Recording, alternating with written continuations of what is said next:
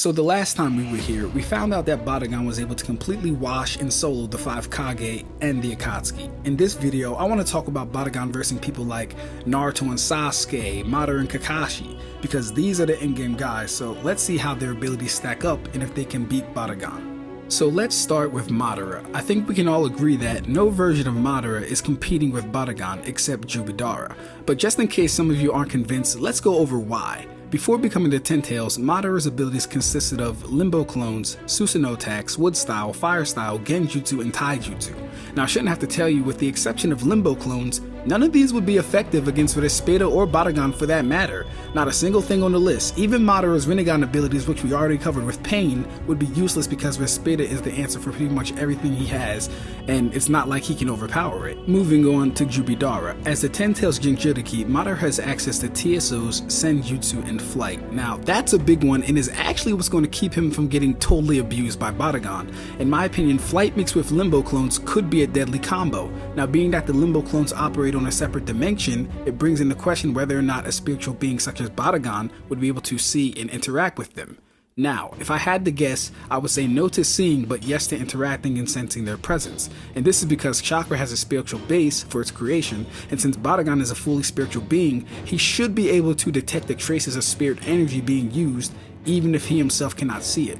This isn't me equalizing the verse, but keeping the integrity of the power system of each verse. Now I'm going to explain how I think Respira would interact with Madara's Limbo clones, but before that, let's get an overstanding of that ability and how it works. With a single Rinnegan, Madara is able to project a clone of himself to an invisible world called Limbo that coexists with the world of the living. This clone is invulnerable to physical attacks and cannot be harmed through conventional means. Madara is also able to switch places with this clone at will if he ever finds himself in a pickle of a bind. But after a certain amount of time, that clone will need to return to Madara and he will have to wait before he can use it again. Let me also add that with the second Rinnegan, which we will be giving him, this ability can have up to 4 clones active at the same time. So let's go over how I think Limbo would interact with Respira. Now it's clear that these clones are on a time duration and cannot be used indefinitely. With that being the case, take a guess at who has time manipulating powers and doesn't need to do physical damage. The moment they enter Barragan's aging field, it will cause the time they can exist outside Madara's body to start passing rapidly, and they would inevitably, without fail, return to him. Sure, you could say Madara would just have his clones attack from long range, but number 1, we have no idea what that would actually look like, and number 2, we don't know the repercussions it would have for Madara. And I want to make this clear, we're giving concessions to the Naruto characters by even allowing them to fight and interact with ghosts and spirits in the first place. So even if you personally disagree with my logic, there's nothing stating spiritual attacks won't work on Limbo clones. So in all fairness, that's how Respira would be able to neutralize the Limbo ability. The only other troublesome thing in Jubidara's kit are the TSOs. Not because they're existence erasers, which I broke down in a video on why that's not the case, but because I don't know if the power of aging has any direct effect on them. But as I thought about it, I asked myself this: would the truth-seeking orbs be around in 1,000 years if no one destroyed them? The answer is possibly, but not likely, since we've never seen any remnants of them from the Sage of Six Paths or Kage who can make them at will. Now, I'm not saying this is for sure evidence, but it definitely brings their longevity into question. It could also be that their existence is tied to the user, and once they die, the orbs disappear, so yeah, other than that, their properties work solely on chakra and ninjutsu. If Barragan were to shoot a Gran Resetto at Madara while he was in a TSO shield, it would be completely destroyed. Now you might be saying to yourself, well, Ab-Stract, we've seen the TSOs tank Bijudama from the God Tree, so why wouldn't it hold up against a Seto attack? Well, it's as I stated above. The TSO's ability is to nullify chakra-related attacks, not any attack at once. We even see when Guy punches Madara that with enough force they can be broken. And I don't think anyone's going to debate that 8 Gates Guy packs more of a punch than a Gran Resetto.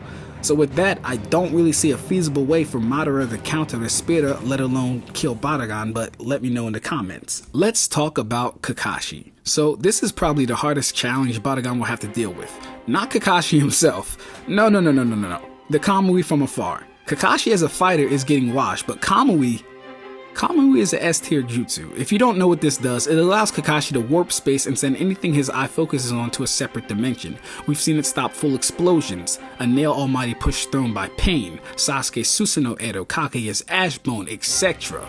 It's a really good ability and the only one I think that can actually kill Barragan. But I say this off potentiality and what I know. Kakashi has only 2 times been shown to use Kamui offensively, and that was when he tried to snipe the head off the Ghetto statue and when he took Deidara's arm. Both of these are horrible cases, and I'm going to tell you why. Starting with Deidara, he was casually flying on a bird that Naruto and Kakashi could keep up with while essentially doing the ninja version of a jog. So basically, he was going nowhere fast, and he was a target going in one direction like most things Kakashi's Kamui hits, unironically, making him a lot easier to focus on and therefore hit. The Ghetto statue was a huge mindless target waiting to be Kamui'd, and for some reason that failed. People like to say Obito stopped it, but this is headcanon as there's nothing suggesting that Obito can negate Kakashi's Kamui. Now, Barragan has one of these issues, but it's not really an issue. In his Resurrection, he is shown to move a lot slower and be more stationary, but I believe this is due to the virtue of his character when fighting. He doesn't come across many attacks he needs to dodge, let alone move full speed to avoid. What I'm basically saying is he's definitely not slow. Remember, he blitzed Soifone in base and then gained more power via his Resurrection. So Kakashi used Kamui on Barragan, what would happen? Well, I can tell you right now, Respira wouldn't be able to counter it. Right? Respira's not countering shit. Alright, Barragan would get, fucked up. That's if he decided to stay there though. Barragan would see this and immediately distance himself from the area of effect of the attack. And there we have it. The moment Kamui misses is the moment that the fight ends for Kakashi, because after that, you don't get too much to offer. He'll avoid death with shadow clones and substitution for a little while, but inevitably, Barragan, death, Respira will catch up to him. Next up is Sasuke, and I'm going to make this short. Sasuke don't got shit. Alright, he doesn't have anything that any character that we've already mentioned doesn't have, and he probably doesn't do it better than the character that I've mentioned already has it. He doesn't have any unique definable hacks. Rinnegan's not going to work. Amataratsu's not going to work. Susanoo's not going to work. Like, get the fuck out of here, Sasuke. Next up and lastly is Naruto. Now, the biggest reason for Barragan losing this battle, and the argument that most people look to, is if Chakra ages over time. So that question is a bit ambiguous to answer. A better one is, does Chakra last indefinitely? And the answer in some cases is yes, it does. We have the flying Raijin mark, which Minato said would never disappear, and seals would also be a good example of this. But I found a reasonable way to explain how pure chakra would interact with Respira. We're going to be using Soifone as our case study for the duration of this video. So ask yourself this question. Could Naruto stay in Kurama chakra mode for, let's say, a week? If you think yes, that's cool. Could he do it for a month? Alright, you drive a hard bargain. Could Naruto do it for a year? How about 20? 50? 200? 1,000 years? See, the reason we're using this is because Barragan aged a being that could live for thousands of years in mere seconds, to the point she had to amputate her own arm just to survive. You believe that? Had to amputate her own. Anyways, now how does this equate to the chakra conversation, you ask? Well, because we know it takes energy to use Naruto's chakra forms, right? We know it takes energy to use Six Paths chakra mode, KCM mode, all that. And we know that over the course of time, you're burning through that energy. Respira is that time power made manifest. It's not an attack, but more like the power of time or progression being forced on whatever it makes contact with. It doesn't need to breach your defenses.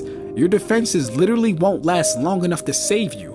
And what's crazy about it is it doesn't have to touch the user to have the effect take place. So let's say Naruto can use, like I said, KCM for a week straight. How much defensive power does that buy him against a being that can age things to centuries and beyond? Let's say he can use it for 1,000 years, just like how Soifone can stay alive. Let's say he can do that without rest. Okay, Barragan aged Soifone in mere seconds. So what?